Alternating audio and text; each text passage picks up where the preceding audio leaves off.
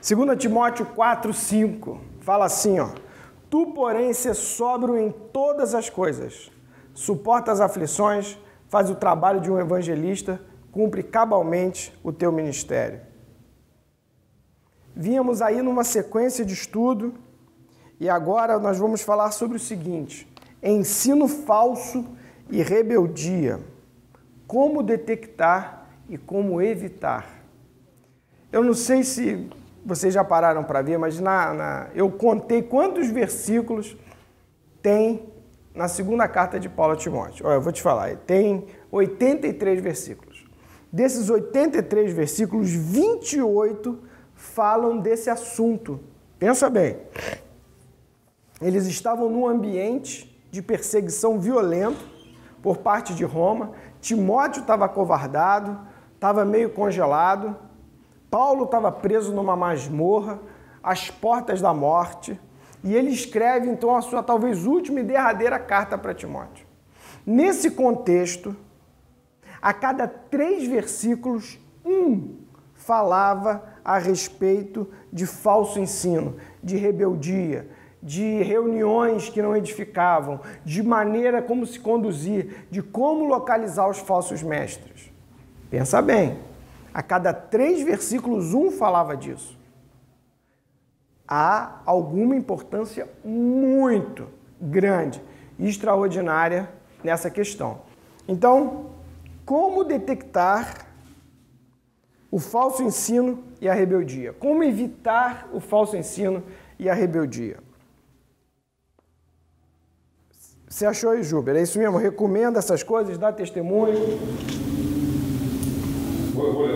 Tu, porém, permanece naquilo que aprendeste, que foste inteirado, sabendo de quem o aprendeste, e que, desde a infância, sabe as sagradas letras que podem tornar-te sábio para a salvação pela fé em Cristo Jesus. Então vamos lá, 2 Timóteo 2,14. 2,14. Tá, aqui. Recomenda estas coisas, dás testemunho solene a todos perante Deus, para que evitem contendas de palavras que para nada aproveitam, exceto para a subversão dos ouvintes. Repara que ele dá ordens muito claras aqui, né? Recomenda essas coisas. Eu acho que Paulo não tem como melhorar mais o imperativo dele do que está aqui, né? Recomenda essas coisas. Dá testemunho solene a todos, perante Deus. Olha só. Para que evitem contenda de palavras.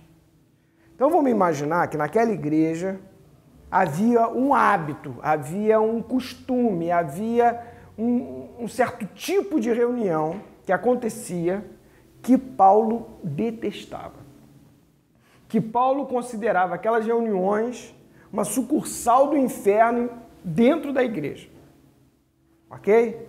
E Paulo então vai dizer para o Timóteo, a gente tem que dar um jeito nisso. Então Paulo vai fazer uma série de recomendações. Eu falei, falso ensino, rebeldia, repara que as coisas estão juntas. Junto da heresia vem a rebeldia. Junto do falso ensino vem o motim.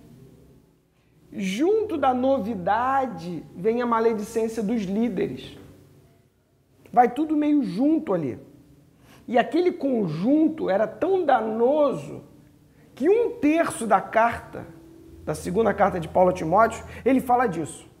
1/3. Tá? E como que ele fala? Eu vou dar primeiro um resumão para a gente ter uma visão. Então, como detectar? Você detecta e evita alertando as pessoas. Você se apresenta a Deus, quando ele fala no 15, apresenta-te a Deus aprovado como obreiro que não tem do que se envergonhar. Ok? Você detecta e evita localizando e coibindo, abafando mesmo, indo lá e falando para aquilo não acontecer, tá? E você detecta e evita localizando a recompensa que vai ter, ok? Então você alerta, você se apresenta a Deus, você sabe que você presta contas a Deus, você detecta aquilo e você coíbe. E, ao mesmo tempo, você olha a recompensa. Para que tudo isso? Para você poder resgatar os opositores. Repara que os opositores, eles são ovelhas muitas vezes. Existem alguns poucos que normalmente promovem esse falso ensino.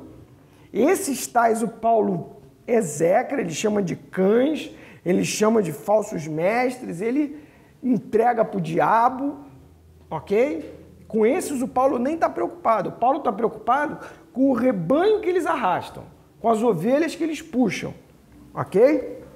Então vamos lá. Então, primeira coisa, falso ensino e rebeldia. Como detectar?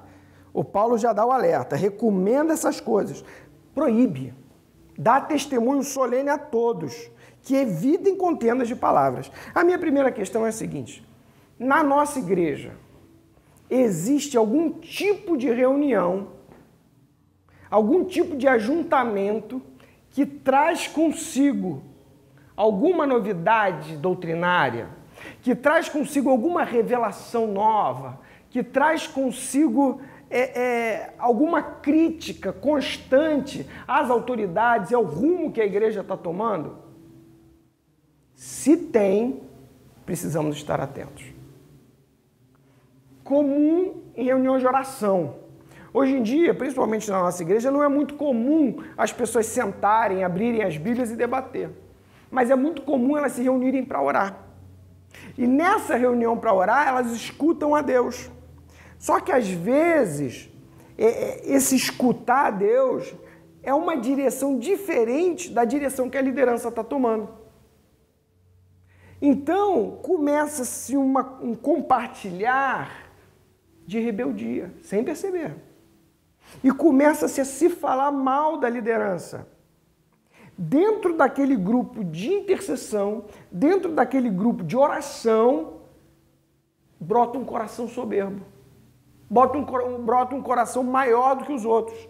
Nós sabemos o que é bom para a igreja. Nós temos que orar para os líderes, porque eles estão perdidos. Temos que alertá-los. Ok? Estamos montando como é que a coisa funciona? Então, esses nichos de rebeldia, esses nichos de soberba, esses nichos de novas revelações, eles são extremamente danosos. Extremamente danosos. Na época do Paulo, eram os debates do saber. O pessoal gostava de estudar, então eles se encontravam e debatiam. E aí eu tracei aqui, talvez, um perfil, que já vai vir lá na frente. Tá? Então, primeiro, alertando. Dá o alerta, avisa, fala, gente, não vai nessa reunião. Gente, vamos evitar? Vamos acabar com essa reunião? Alerta, fala mesmo. Sua célula, por exemplo, Flaviano está tomando conta aí de 3 células. Não é isso? 4 células. Vamos dizer que o pessoal se encontrasse antes da célula para orar. Maravilha, não tem nada que o líder queira mais. Mas no meio desse processo, Flaviano percebe isso. Então, com todo amor, com todo carinho, Flaviano vai jogar areia naquela reunião. Ou vai acertar o rumo. Ok?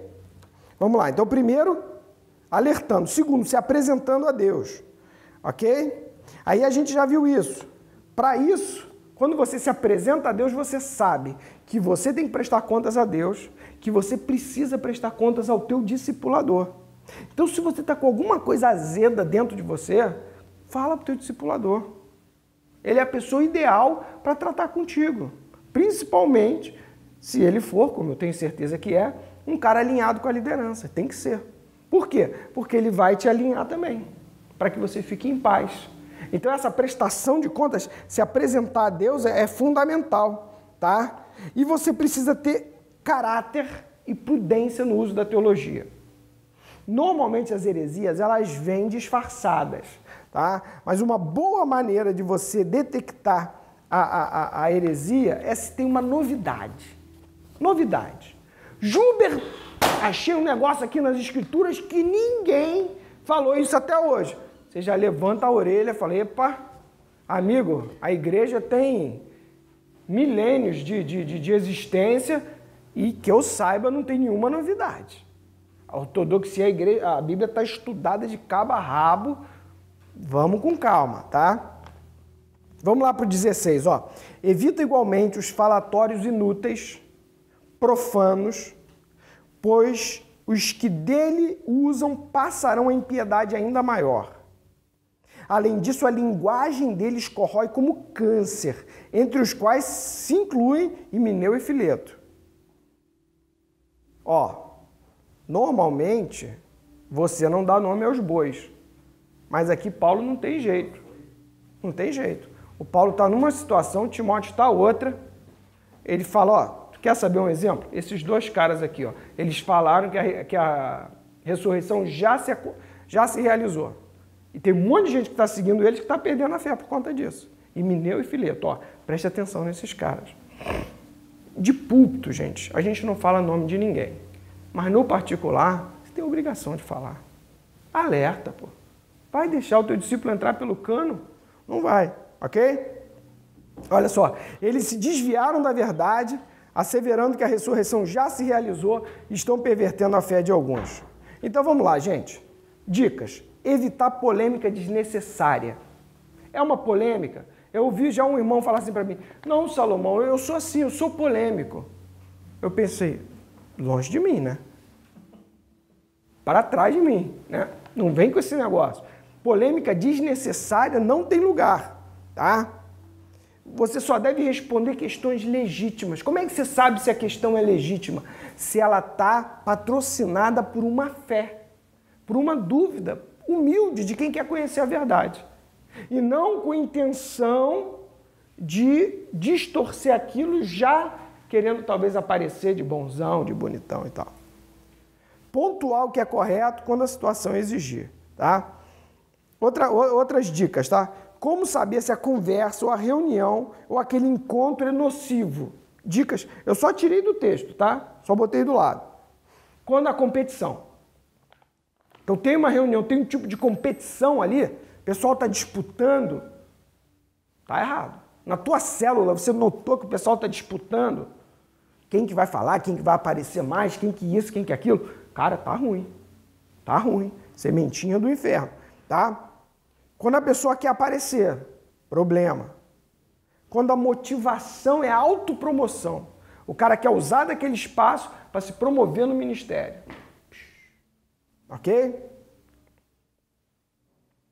Quando os ânimos se afloram, você percebe o clima emocional do lugar. É ou não é?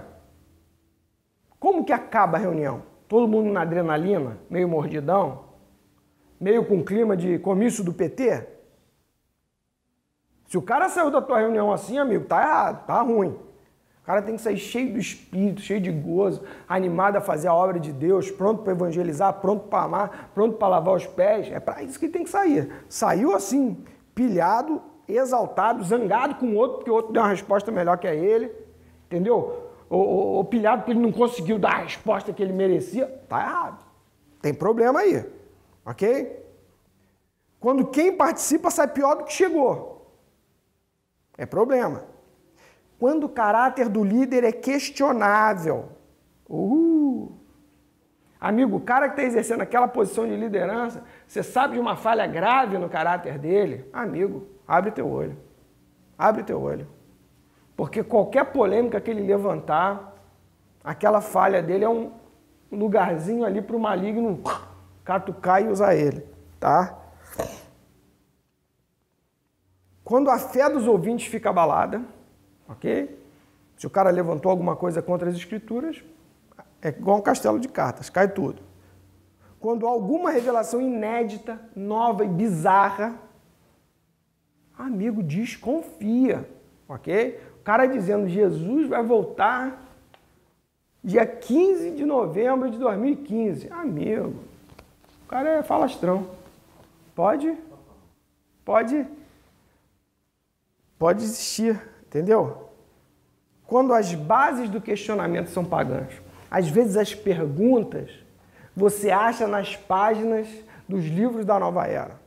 Às vezes as perguntas você encontra na boca dos bruxos. Às vezes aquela pergunta saiu de um artigo escrito por um ateu. Às vezes aquela pergunta veio direto do inferno. Então, se as bases do questionamento são pagãs, aquela conversa, aquela reunião não é legítima. Ela é uma reunião que deve ser detectada e coibida. Ok? Como Paulo recomenda. no 19, Paulo diz assim: entretanto, o firme fundamento de Deus permanece tendo esse selo: o Senhor conhece os que lhe pertencem. Ó, tudo bem, gente, pode ser que eu não saiba direito, mas o Senhor conhece. Deus sabe os que lhe pertencem. E mais, aparte-se da injustiça todo aquele que professa o nome do Senhor. Como que você quer trabalhar nesse contexto, Timóteo? Se santifica mais ainda. Tem alguma brechinha de caráter? Tem alguma coisa que se sabe que não está bom? Acerta, amigo. Fica zerado, entendeu? Porque isso vai ser base para o seu ensino. Isso vai ser uma referência para aquilo que você vai estar falando. E para um apoio de Deus, porque o Senhor conhece, tá? E ele fala: aparte-se da injustiça todo aquele que professa o nome do Senhor. Por quê? Viu que ele lá em cima falou? Os caras que trazem esses falsos ensinos têm um caráter duvidoso. Então, ele está professando o nome do Senhor, mas ele não se aparta da injustiça. Aí ele fala: numa grande casa não há somente utensílios de ouro, de prata, há também de madeira e de barro, alguns para a honra, outros para a desonra. Então pode ser que num contexto da igreja tenha pessoas, talvez nem convertidas, ou talvez convertidas enganadas, que abrigam esses sentimentos, que abrigam esses pecados, e o destino dela é ser usado sim, como instrumento de desonra. E o Paulo está cantando a bola para o Timóteo. Timóteo, para você ser usado como instrumento de honra, você precisa evitar a armadilha. Quais são as armadilhas desse contexto do Timóteo? É a armadilha da novidade, é a armadilha de ser, assim, admirado pela sua espiritualidade, que a gente falou do grupo de oração, de você ter uma revelação diferente da liderança inteira, entendeu? De você ser esse cara que promove a humildade. Não cai nessa armadilha, não, entendeu? Por quê? Se você cair, Deus vai ser glorificado. O nome dele vai ser usado, você vai ser usado por Deus. Só que ao invés de ser um instrumento de honra, vai ser um instrumento de desonra. E aí você imagina os instrumentos que você tem dentro de casa. Você pode ter um vaso bonito para colocar uma planta, um vaso que naquela época usado para botar azeite, para colocar água pura, para guardar um vinho, ou um vaso para guardar excremento, ou um vaso que o pessoal bota um saquinho para jogar lixo. De qualquer jeito, o que está ali vai ser usado. Só que pode ser um ícone do erro. Todo mundo acha que poderia ficar famoso, não teria problema em ficar famoso. Mas ninguém quer ficar famoso na primeira página do jornal como tendo sido pego assaltando um banco. Ok?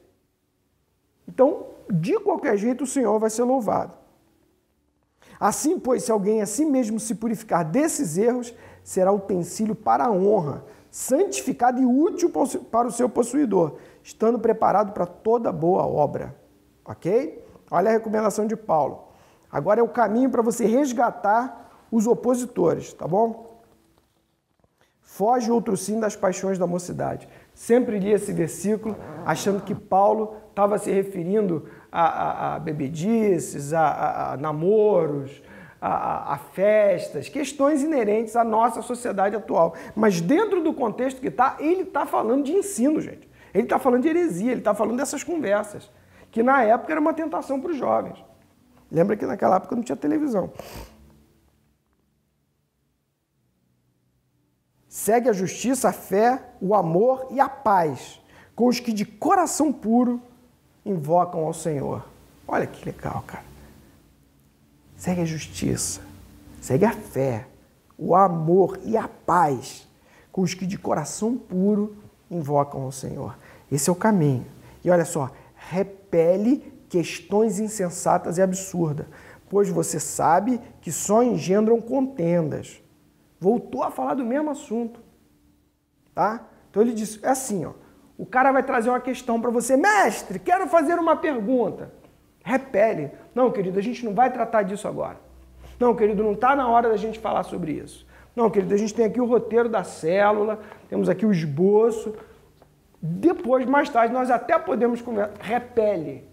Repele as questões insensatas e absurdas. Tá? Ora, é necessário que o servo do Senhor não viva a contender. Não é para ficar brigando, não é para ficar discutindo, não é para ficar se exaltando, mas deve ser brando para com todos, apto para instruir. Você tem que saber a resposta, viu? Tem que saber responder o cara. Paciente. Veio um rapaz me perguntar, pô, Salomão, aqui ó, o cara que eu estou evangelizando, que eu estou discipulando, o cara é meio cabeção, não sei o quê. Aí colocou essas questões todas. Eu li as questões do cara, parecia que ele tinha lido a Super Interessante, sabe aquela revista? Eu falei, rapaz, esse negócio aí o garoto tá confuso mesmo com isso aí. Então, responde aí para ele. Eu falei, eu vou responder, o cara é teu discípulo. Você tem que saber. Posso até te dar a resposta, mas tu tem que estudar, tu tem que saber do que o cara tá falando, pô. Não tem jeito, cara. Chegou a dúvida, tu não sabe, estuda, amigo. Vai atrás. Eu lembro que quando eu me converti, eu era usuário de drogas. E o cara que foi me discipular, depois de algum tempo, falou, pô, Salomão, tive que comprar um livro aí, pô, de como ajudar o pessoal que já foi envolvido com droga, pô. Tu tá me dando trabalho, não sei o quê. Ó a cabeça do cara. Certinho. Surgiu o problema, ele se abasteceu de informação, buscou como trabalhar para poder atender. E esse é o nosso desafio. Você tem que ter a resposta para o sujeito. Apto para instruir, paciente, ok? Disciplinando, ensinando com mansidão os que se opõem. Ó, dureza, hein? Dureza. Porque esse cara aqui, ele se opõe a você. Você sabe que ele fala mal de você pelas costas. Você sabe. Chega no teu ouvido. Você nem quer ouvir a fofoca, mas chega. Você fala, não, querido, não me conta essas coisas, não quero saber de fofoca, não. Mas o infeliz já contou. E tu já está com raiva do outro.